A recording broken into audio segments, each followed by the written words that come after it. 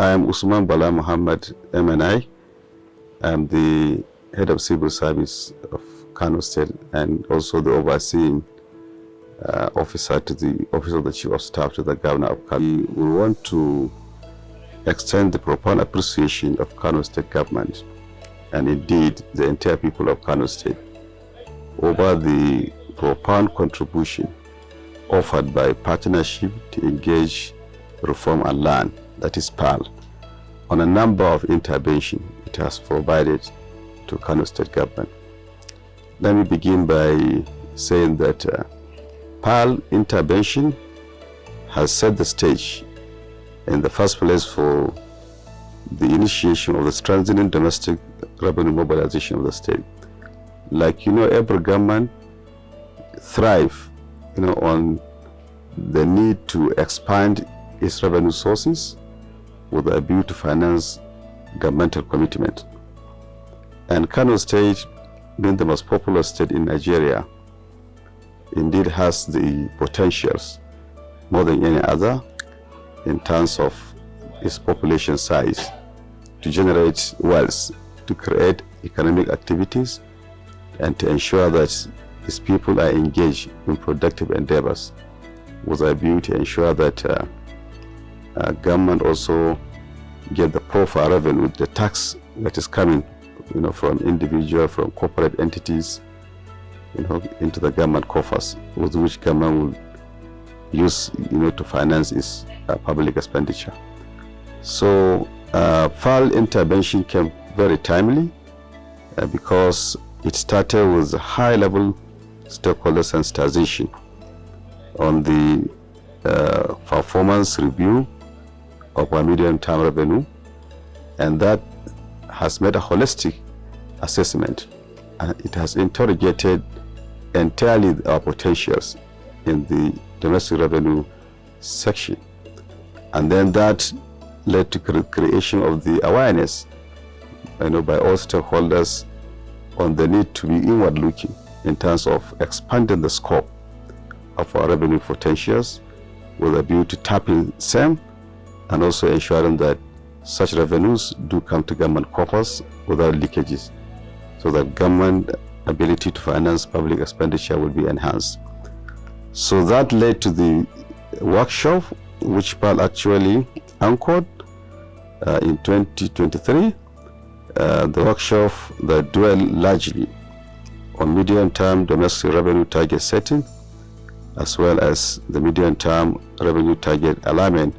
with the medium-term expenditure framework. I think that is another significant milestone in which the revenue, was also, aligned with the expenditure framework, so that whatever we're envisaging as a state government to generate in terms of income to the government, such expenditure, such incomes are also aligned with the already envisaged, public expenditures that will be undertaken within the period under review. So, in a nutshell, that has provided the creation of a comprehensive strategy with which tax revenues will be enhanced over the medium term, and also the medium-term expenditure framework also become a kind of strategy that will be utilized to monitor expenditure indicators and to ensure that we have reduced the inherent risks that is embedded with the assumptuous pattern of budgeting. This time around, budgeting is now trying to be aligned with a kind of realistic anticipation of what government is going to generate in terms of revenue. So PAL has made us to be at that particular level, whereby our budget now is usually migrating from dependency on federation allocation to a more of domestic revenue mobilization sources. This is a very significant milestone. Also, PAL assisted Kano State government in conducting workshop, that set to strengthen the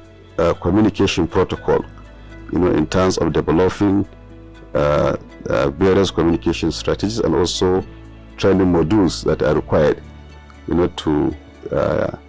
empower the various MDAs that are expected to generate revenue,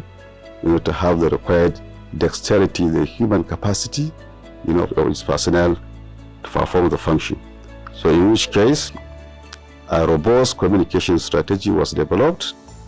and that strategy is now being utilized, in terms of training of human resource, in terms of also communicating with various actors in the economy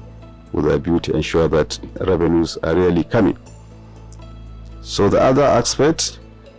is also the realization that for an effective revenue mobilization, to take place, for a robust, independent domestic revenue mobilization to be the yardstick of, performance in terms of governmental inflow of resources, there was the realization of the need for developing a comprehensive tax policy for the state. And that arose as a result of the engagement which FAL superintended, I think, finance, during the various workshops that I have mentioned. So we constituted a committee that was mandated to come up with a zero draft of Kano State tax policy. That committee was able to do a very good work. They came up with a very comprehensive zero draft, and also PAL eventually sponsored a validation stakeholders engagement where the zero draft was subjected to various stakeholders' participation and inputs. It was thoroughly interrogated, and then various perspective of stakeholder was captured in the final document, and that document has been submitted to Kano State Executive Council, and the council has approved the Kano State tax policy. And subsequently, the tax policy will be also transmitted to the State House of Assembly for relevant legislation, because we want the policy also to have a legal framework that will ensure that whatever the policy provides in terms of stakeholders' action or inaction is adequately covered in a legal framework, so that there is going to be an effective implementation of the policy. So in this respect, I would like to say without fear of contradiction that PAL has actually impacted positively to the process of governance in Kano State in terms of bringing about these institutional reforms that I've highlighted. So one important area also where PAL is partnering with the state government is in the area of overhauling the accounting system of the Primary Healthcare Management Board. I think there was a critical assessment of the current situation in terms of the funding coming into the Primary Healthcare Management Board, how the funding is also being disbursed, how it is being utilized, and then also the need to make it, a kind of strong system where there are no leakages, and also there should be an internal control. And most importantly, the ability of the system to create, sources of revenue from within its operation, and also ensure that such revenues are properly accounted for and utilized in the course of financing the primary healthcare system. So that holistic overhaul, which will culminate into the establishment of a very robust system of accounting, and also ensuring that there's an independent finance department that will be saddled with the responsibility of ensuring that it has captured this reform into perspective. PAL has been a very formidable and very credible partner. PAL has done well, and we can say that if we iterate PAL with other development partners, we'll say PAL is at the top class.